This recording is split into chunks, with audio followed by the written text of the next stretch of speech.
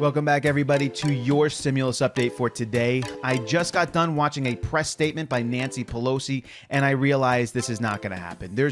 After watching this, there's no way these two different sides are going to come together in a meeting of the minds and a compromise to pass a new bill. But I do have a solution. After watching what I just saw, and I'm going to show you the clip in a moment and give you my analysis and tell you why it's utterly destructive to an actual compromise happening. But more importantly, after that, I'm going to share with you the actual solution to this problem. And I'm going to ask you, please, if you can, just listen carefully to the solution I'm going to provide. And if you agree with me, please share the video, like it, and then if you have any connection at all with any representatives in your area, the Senate or the House, please share this with them so we can finally get this thing done and actually help the American people. Welcome back again, everybody. This is your stimulus update for Thursday, August 13th. The first thing I'm going to go into is playing the clip of Nancy Pelosi's press statement and then show you why there absolutely cannot be any agreement, because it's, again, beyond ideologies. It is now a difference of being able to even categorize things correctly, and it is completely destructive to actually getting a bill done. But like I promised, I'm going to give you a solution at the end of this. In our country are food insecure. That has existed before the virus. It is completely exacerbated because of the virus. And so in the bill, we have over $60 billion to meet the hunger needs of the American people. Food stamps, WIC, Women, Infant, and Children Initiative, food banks, other food nutrition initiatives. In the GOP that came out a couple of weeks ago, $250,000. $60 billion, $250,000. Does that say anything about a value system? Okay, so do you see the problem here? That press conference went on for about 30 more minutes, and I will leave you the link in the description below if you want to watch the entire thing. But you really don't need to watch beyond that, and I'm going to explain to you why. She had a chart there that was put together, and she had different categories on it. And if you're generally hardcore bleeding liberal, you'll just look at the categories and just accept them for what they are. And if you're a hardcore bleeding conservative, then you'll look at the categories and her numbers, and you'll call Nancy Pelosi whatever names you call her. But let's take a look at this objectively. Let's take a step back, take a breather, and try to not be as biased as possible. And so she had her first category there, and she labeled it anti-hunger and food assistance. Now, if that's not a loaded category, I don't know what is. No matter what side you fall on, you should be able to agree that is a loaded category. Anti-hunger and food assistance? I mean, how could anybody be against those two things, especially in the middle of a pandemic? And then she gave her numbers, and she said, the Democrats in our bill, we're willing to give $60 billion for anti-hunger and food assistance, but those Republicans, they're only willing to give $250,000. Here's my problem with this, because as far as I'm concerned, this is completely disingenuous, completely unfair, and puts into question the honesty of Nancy Pelosi in the entire rest of her press statement that she's going to give. Is not the unemployment boost a program that directly helps support anti-hunger and food assistance? Individuals who lost their job during the pandemic will now get a boost of money, $600, $400 for the rest of the year. How is that not categorized as anti-hunger and food assistance? No, Vin, that's not anti-hunger and food assistance. Yes, it is. How aren't the stimulus checks categorized as anti-hunger and food assistance? Is not a check that families get, $1,200, $2,400, $3,600, $4,800, whatever they get, is that not a program that directly helps anti-hunger and food assistance? Of course it is. It directly is and undeniably is. How is not the PPP program listed as anti-hunger and food assistance, a program that directly helps keep small businesses open and individuals who work at those businesses employed? How is that not anti-hunger and food assistance? Of course it is. Do you see the problem here? It's not even ideological anymore. It's a problem of categories. We can't even agree on categories. If I was sitting in a room with her and she said, hey, Vin, look at this chart. Look at this. I would completely disagree with that entire row. I would say, Nancy Pelosi, that is completely unfair. What are you including in that category? Only food stamps, WIC, and food banks?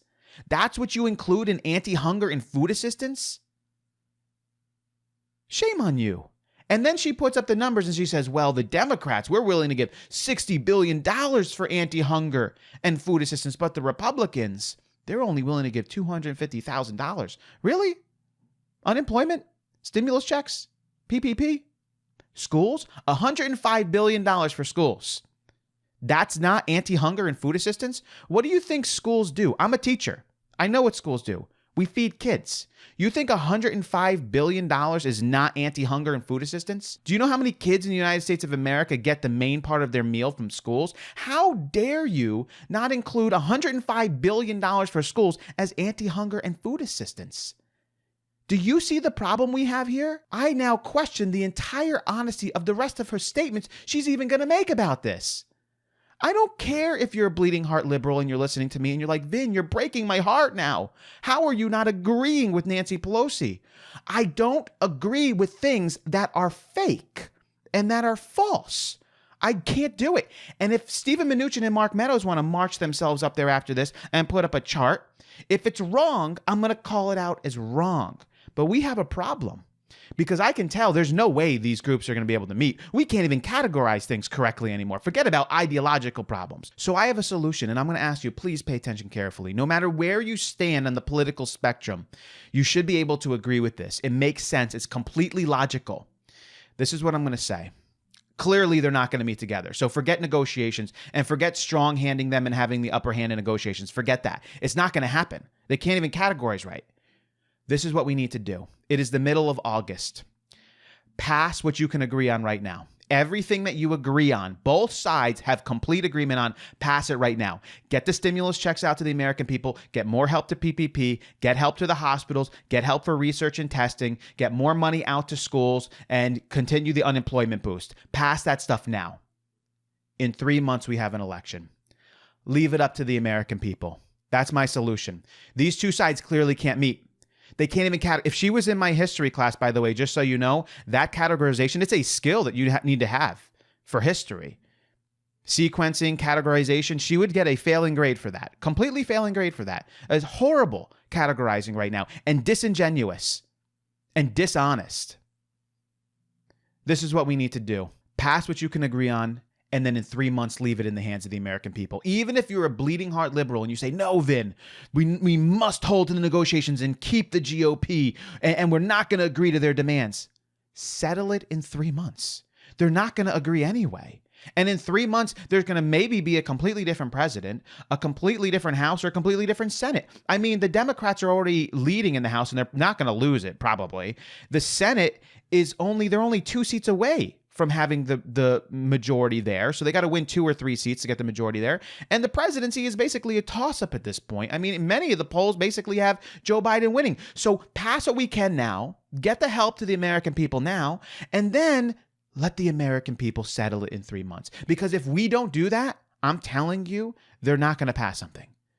I saw it with my own eyes and I heard it with my own ears at that press statement. I looked at what she was doing and I said, there's no way. There's no way. I don't need to share with you any more from that press statement. That category alone should be enough to show intelligent individuals this is not going to happen. I mean, look at the craziness of that category alone. The GOP doesn't want to help against hunger and food assistance. Only $250,000. See? That's why we need to agree with our bill. Unemployment boost? Stimulus checks, $105 billion for schools, PPP loans, nothing to do with anti-hunger. If you agree with my idea, if you agree with this, please like and share this video. Call your representatives and tell them this is what you need to do.